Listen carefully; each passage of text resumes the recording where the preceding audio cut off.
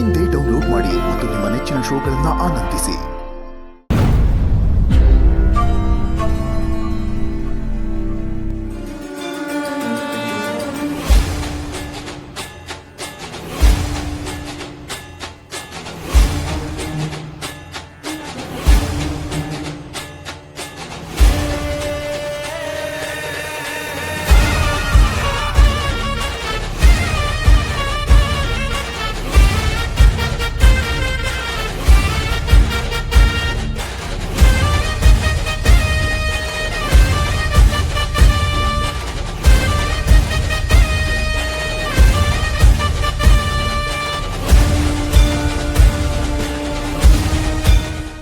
ಏಯ್ ಮನೆಯಾಳಿ, ನೀನ್ ಯಾಕೆ ಬಂದೆ ಇಲ್ಲಿಗೆ?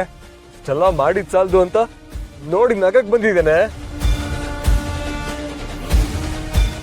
ಇನ್ನೆರಡು ಬಿದ್ದ ಕಡೆ ಇರುವೇನು ಬದುಕಲ್ಲ. ಮತ್ತೆ ಸವನ ನೋಡಿ ಖುಷಿ ಪಡಕ್ ಬಂದಿದ್ಯಾ?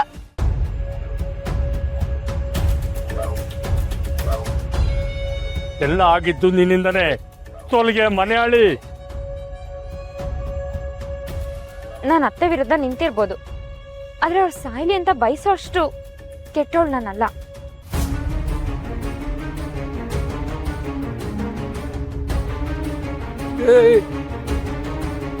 ನಾಟಕ ಆಡ್ಬೇಡ ನೀನು. ಆ ರಾಜವನಿ ಜೊತೆ ನಿನ್ ಕೈ ಒಡತ್ತೆ ಅಂತ ಎಲ್ಲರೂ ಹೇಳ್ತವ್ರೆ. ಸುಮ್ಮನೆ ಏನೇನೋ ಮಾತಾಡ್ಬೇಡಿ ಮಾವಯ್ಯ. ಅತ್ತೆ ಮೇಲಿನ ದ್ವೇಷಕ್ಕೆ ಯಾರೋ ಅವ್ರನ್ನ ಶೂಟ್ ಮಾಡಿದ್ರೆ ಅದಕ್ಕೆ ನಾನು ಹೊಣೆನಾ?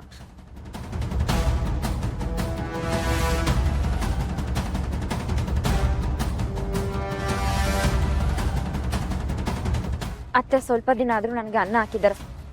ಆ ಋಣ ನನ್ನ ಮೇಲಿದೆ.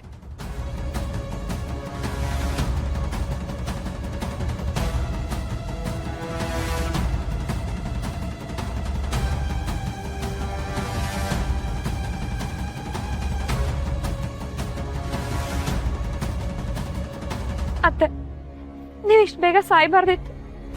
ನನ್ನ ಮನ್ಸಿಗೆ ತುಂಬಾ ನೋವಾಗ್ತಿದೆ.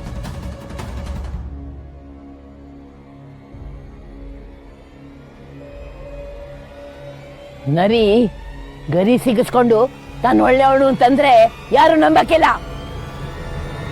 ನಿನ್ ಸಂತಾಪ ಏನ್ ಬೇಕಾಗಿಲ್ಲ, ಹೋಯ್ತಾರೋ.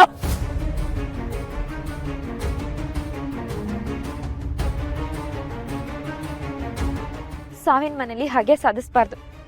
ಈಗ ನಾನು ಏನೇ ಹೇಳಿದ್ರು ನಿಮ್ಮೆಲ್ರಿಗೂ ಕೆಟ್ಟದ್ದು ಅಂತಾನೆ ಅನ್ಸುತ್ತೆ. ಅತ್ತೆ, ನಿಮ್ಮ ಆತ್ಮಕ್ಕೆ ಶಾಂತಿ ಸಿಗ್ಲಿ.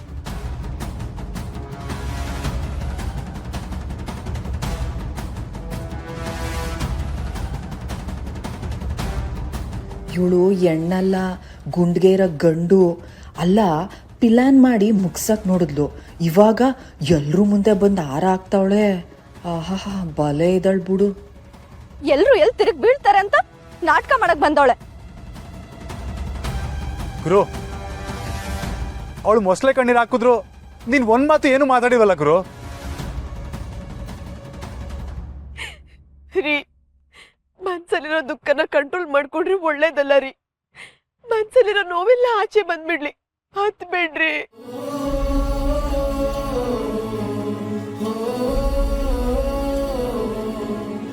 ಸರಿ, ಅಮ್ಮೋರಿನ್ನ ಯಾವತ್ತೂ ವಾಪಸ್ ಬರಕ್ಕಿಲ್ಲ ಅನ್ನೋ ಸತ್ಯ ನಾವು ಒಪ್ಕೊಂಬಿಡಪ್ಪ. ಹತ್ಬಿಡು, ಹತ್ತು ಅಗ್ರ ಆಗ್ಬಿಡು. ಇಲ್ಲ ಅಂದ್ರೆ ಮುಂದೆ ನಿನ್ನ ಬದುಕು ಸ್ಯಾನ ಕಷ್ಟ ಆಗೋಯ್ತದೆ. ಅಣ್ಣ, ನೀನ್ ಹತ್ತು ಬಿಡು. ನೀನ್ ಹಿಂಗಿರೋದ್ ನೋಡಿದ್ರೆ ಸ್ಯಾನೆ ದಿಗ್ಲಾಯ್ತೈತೆ ಕಣಣ್ಣ.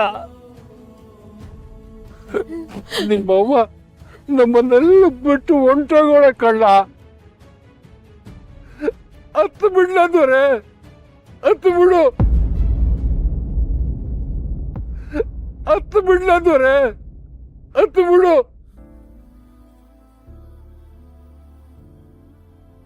ಸಿರಿ, ನೀನು ಈಟೊಂದು ಕಲ್ಲಾಗಬಾರ್ದು ಕಣಪ್ಪ. ಕಲ್ಲು ಮನಸ್ನಾಗೆ ಅಮ್ಮ ಅವ್ರನ್ನ ಕಳಿಸ್ಕೊಡ್ಬೇಡ.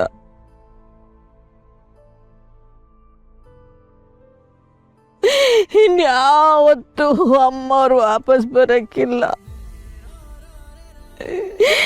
ಅನ್ನದ ಋಣ ಮಣ್ಣಿನ ಋಣ ಎಲ್ಲ ಮುಗಿಸ್ಕೊಂಡು ಮಾಡ್ಬಿಟ್ಟವ್ರೆ.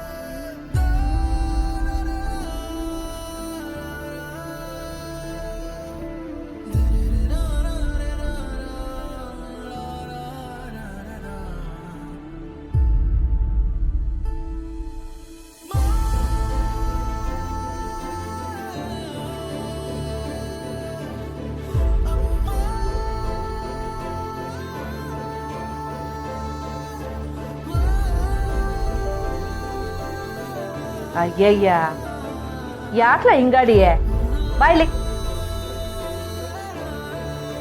ಅಯ್ಯಯ್ಯೋ ಮೈ ಈಟೊಂದು ಸುಡ್ತೈತೆ. ನಾನು ಡಾಕ್ಟ್ರನ್ನ ಬರೋಕ್ಕೆ ಹೇಳ್ತೀನಿ.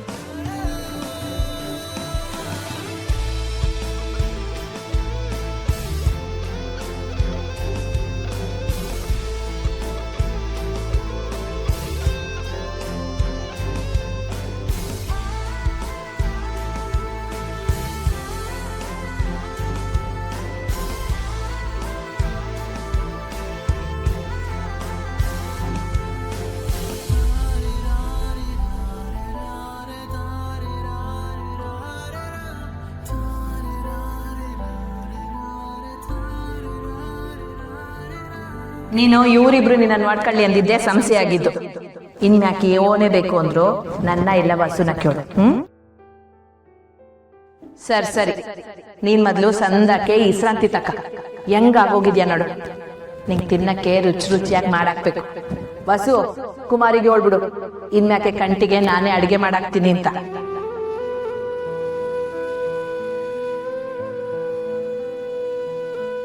ನಾನು ಬಂಗಾರ ಅಂತ ಮಾತಾಡೋಕ್ಕೆ ನಂಗೆ ಯಾರ ಅಪ್ಪನೂ ಬೇಕಾಗಿಲ್ಲ.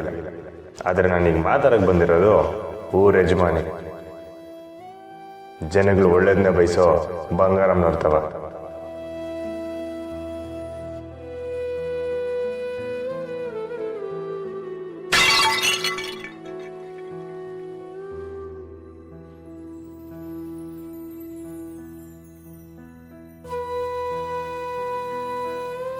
ನನ್ನ ವಿಷಯ ಅಂತ ಬಂದಾಗ ನನ್ನ ಬಂಗಾರಂಗೆ ಬುದ್ಧಿ ಮುದ್ದಾಗ್ಬಿಟ್ಟು ಮನ್ಸು ಮಾತ್ರ ಮಿಡಿತೈತೆ ಅಂತ.